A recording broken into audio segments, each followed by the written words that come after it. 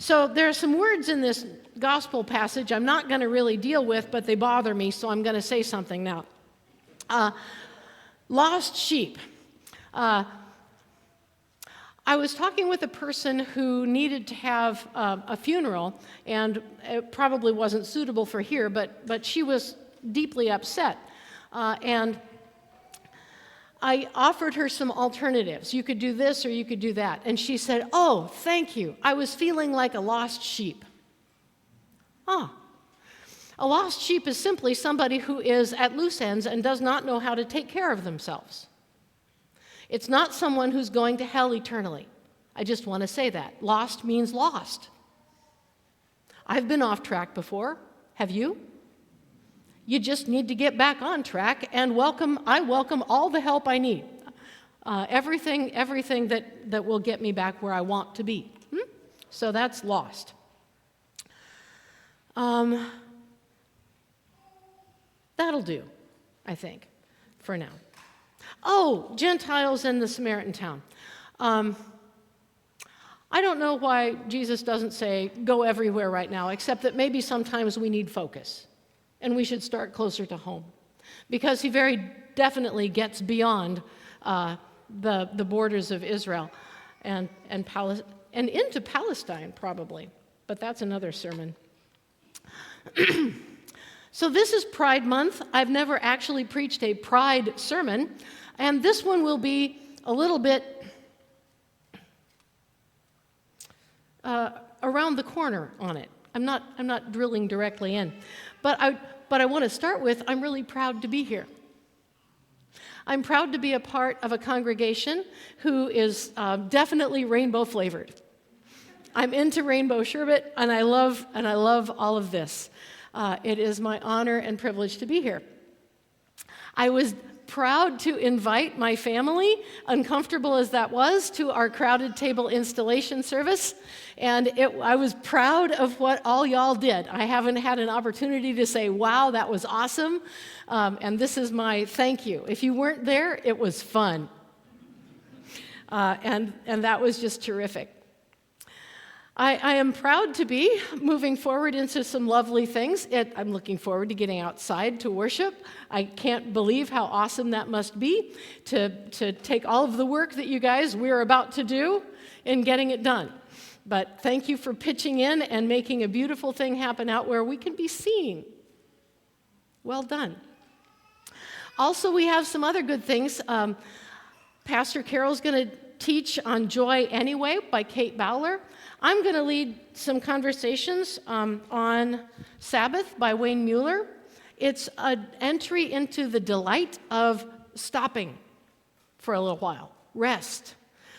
Sabbath for many of the older generation was something that was imposed on us and wasn't any fun. Yeah? Sabbath for younger generations is not a thing. Do we ever stop? So now we have an opportunity to reconnect with what God's gifting us with in Sabbath. So that's an opportunity. Informal conversations after worship. I've slated 3 days, but maybe we'll do some others. Both books are great, and you should get them. Joy Anyway and Sabbath by Wayne Mueller. What else? Evening prayer, peace, and popsicles. This is I'm doing an ad in the middle of my sermon, aren't I? Is coming on Wednesdays, Wednesdays at 7, starting June 24th. And we're going to be outside for evening prayer. And it is sponsored by the Children, Youth, and Family people, but it's for all the people and all the musicians. If you'd like to, I would love to have a cello, Pastor Dan, and maybe violins if you have time for it, flutes, guitars. So there's lots of opportunity, and maybe some very short storytellers for our lesson time. So please help it out, make it grow. All right, here we go. The Peterson family, of which Brenda Satrum is a part, moved to Hamilton, Montana in the spring of 2010. It was Hannah's 7th grade year. We tried to move the kids before school was out, which was awful, but less awful than not knowing anybody all the way through summer, we thought. So, Hannah left behind her band instructor, who taught her drums, and her volleyball coach and team, and that hurt. Hannah had been seen and heard and found belonging in band and on the court, and also playing drums in worship. She's one of the best worship drummers I know. She's not a great drummer, but she's really good in worship. You grow up. So Hannah, there wasn't a good drum teacher in Hamilton, and for some reason, the volleyball people did not pick up on a 5'8", 7th grade girl. What?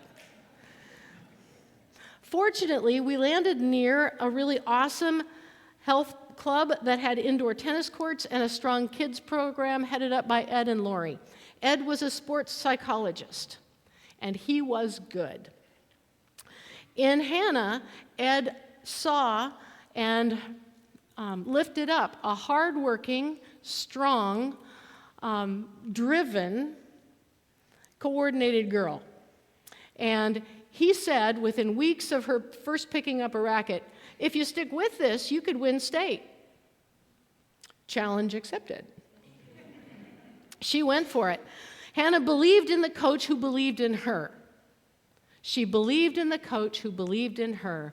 And the joy and the hope that we saw well up in that kid for the next few years were a beauty to behold. Ed saw our lost sheep pretty clearly. He loved her and he drew out her best. And today she's turning into a great coach in her own chosen fields. She learned from the best. Ed also coached parents. Doug and I knew just enough tennis so that we were dangerous, truly dangerous. Ed said, now listen, when she's at a tournament and I'm off somewhere else, between the sets, this is what you say. I love you, I'm proud of you, you look good out there. He said, repeat after me. I love you, I'm proud of you, you look good out there. Parents, it cost me more than it's costing you today. That was the best lesson I ever heard. I love you, I'm proud of you, you look good out there. Our lessons today invite us to believe in the God who believes in us. Jesus was the kind of coach who drew out the best in his mathetes, his disciples, his students, his apprentices.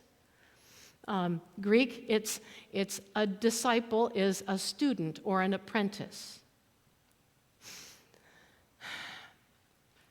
He believes in you and in me. He sees what we could become. So that's what's happening here, and that's what we're learning to do with each other. As we learn to say, I love you, I'm proud of you, and you look good out there for each other. So it's in the lessons. There was no tennis 3,000 years ago when they were writing Psalms, when David was writing Psalms, but there were lots of sheep. They look sort of like tennis balls, I guess, if you think about it. I'm loving how the First Nations version translate these Psalms. They worked really hard to connect with agrarian culture and people today, and still honor the ancient holy texts. So First Nation siblings find calling God or Jesus Lord problematic because lords lorded it over them, and they were bossy and brutal, frankly, so they don't use Lord. They do use he language more frequently than this congregation tends to do.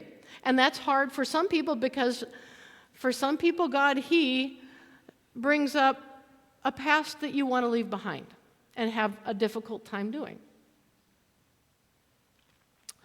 We're going to do this in this time because it's just an experiment.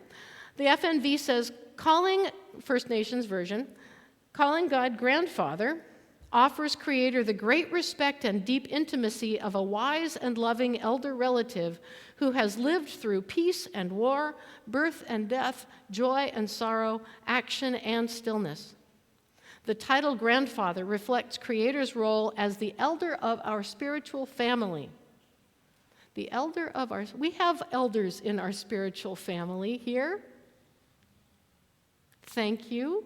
We have grandfathers and grandmothers among us. And this is a beautiful moment to honor and respect you. It reminds us to treat God with great respect and awe. So, recall a grandparent, a grandfather, if you have one, who was wise and loving. Maybe an aunt or an uncle or a mentor. And now let's read this psalm. I'll read the light print. And then the image. Let all the earth shout with joy to grandfather. Serve grandfather with glad hearts. Come before him with singing and dancing. I saw kids dancing last week. Take it to heart that grandfather is the Great Spirit. He created us for himself. We are the Great Spirit's people, the sheep he watches over with tender care. Enter the sacred circle and dance in step with the drum as they sing honor songs. Send up prayers of thanksgiving and bless Great Spirit's name. For grandfather is good, with a love so strong it never ends. Great Spirit is faithful and true to all generations to come. And she's a Peruvian, just to, balance things out. These are not sheep without shepherds. Oh, the other thing I was going to do, I apologize. I did not wait for the bells to ring, and if that caused a problem for any bell ringers, I apologize. I will remember. I am a shepherd. Sometimes I overlook things that matter to my sheep. God is an elder to us, to each one of you. You are held in the arms and led by the voice of Grandfather Creator. In Ephesians, the pater of every patria. Do you hear the root of patriot? The father of every nation. By grandmother, mother of all creation. Faithful, God is faithful and true to all generations to come. So what Hannah needed was in order to play well, was to be here, right? She had to remain active and be able to move, but she needed to be settled in her spirit so that she could let her practice and training, her preparation, take hold and just flow. That deep breath, the experience of being centered in here, that is what Paul is trying to get at when he talks about justification by faith. When we trust in our relationship with God, then we are in right relation, settled, just, okay, good to go. Does that make sense? And God just gives it. That's grace. Faith is simply our trust. It's believing in the God who's believing in us. Say that with me. Believing in the God who's believing in us. Justification by grace. Am I in the right place? Justification by grace, I thought it was, the main Lutheran thing. I was really shocked when a Methodist preacher said, this is our cornerstone. I'm like, wait a second. But it's a good cornerstone. I'll share it. It's not just a mental agreement to a set of facts. If I just say, I believe in Jesus, it's great, but it's not a relationship. It is for me to move along in the presence and power of God in a trusting way that settles my spirit and allows me to be good to go. So this is about, it used to just bother me in evangelical churches when they were saying it's all about your personal relationship with Jesus Christ. Jesus Christ opens the relationship for us that we need to have with the divine. He shows us that this is what it looks like. Now that you know that God's love for you is gracious and merciful always, then relate with God in whatever way you need to. With spirit, with creator, through nature, through images, in whatever way gives you this. Does that make sense? Yeah. So in Matthew 9 and 10, Jesus is a shepherd who looks out and sees that the people, the crowds, are like harassed and helpless sheep. Have you ever seen a dog or a horse or some sort of critter in bad shape? Have you seen people in bad shape? Right? That's what Jesus was seeing. I looked into a neighbor's open gate, usually big fence, last week, and I was like, oh dear. Hannah she called in prayer, was it Friday? For a neighbor kid who was missing, and the police were looking. That's a lost sheep. That's without a shepherd. And it was our privilege to pray, those of us who get the prayer notices. When Jesus saw harassed and helpless people, he didn't shame or blame the harassed or helpless people. He was like, wait, we need people for this situation. That was what it was, laborers for the harvest. Look at all this. We got to do something. There's rough stuff happening, and shaming, blaming, and making them deal is not the solution that Christ leads us toward. Jesus prayed for laborers for the flocks and fields, and he told his apprentices, his mathetes, disciples, to do the same thing. So pray for laborers for the fields. We need more help out there. More people are disappearing out of Shelton. They're brown, and they don't speak English well. And that's not okay. It's happening quietly. We don't know what to do. There are no whistles. It's happening at night. A thief comes in the night. That's what it's like. That's exactly what these Bible stories. The thieves that come in the night are taking people. Then and now. And I don't know how to protect them. So Jesus prayed, and he told his apprentices to pray, and then he heard grandfather's answer. Oh, you're the laborers. You're the laborers for the field. And so he sent them out. He said,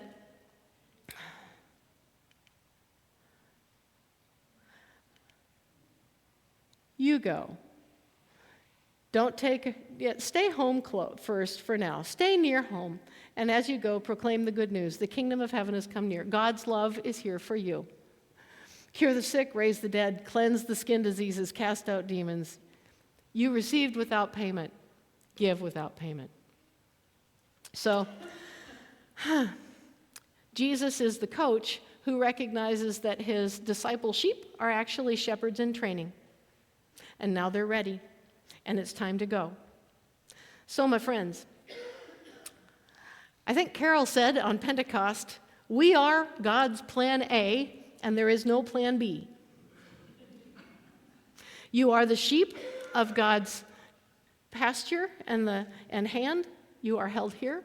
You're also shepherds, sent by the good shepherd into a hurting world, a really hurting world. And I want to say, I am proud that you're showing up with welcome for folks who are having a really tough time right now. This is a time when our rainbow people are getting it from all corners. Less, I think, in Washington than in many, many places, but good heavens, it's rough in the South. They are really hurting, and it could happen. And as soon as you get out of the towns, it's kind of iffy, right? Even here. Rural folk haven't grappled with this well. And I am really proud of the food bank and the efforts and the Spanish speakers we have among us. And I am proud that people of color are finding it safe to be here. And I hope that it's true and to help us learn. And I am proud and proud and proud. What are you proud of about this church? Do you have something that you have seen in the last week or recently that you are proud of? So, I'm proud that people can show up here as they want to show up. Very, very much. So, It is beautiful and messy and sweet and bumpy and exactly what the Spirit has in mind, what we are here today. God, our Good Shepherd, loves you and is proud of you and wants you to know you look good out there, Good Shepherd people. We are not perfect, but we are held in grace and led by love, forgiven and forgiving, freed to work for freedom and justice for all. Amen. And then I ding the bell, and we reflect. What would God like you to do or to be in response to this experience here today?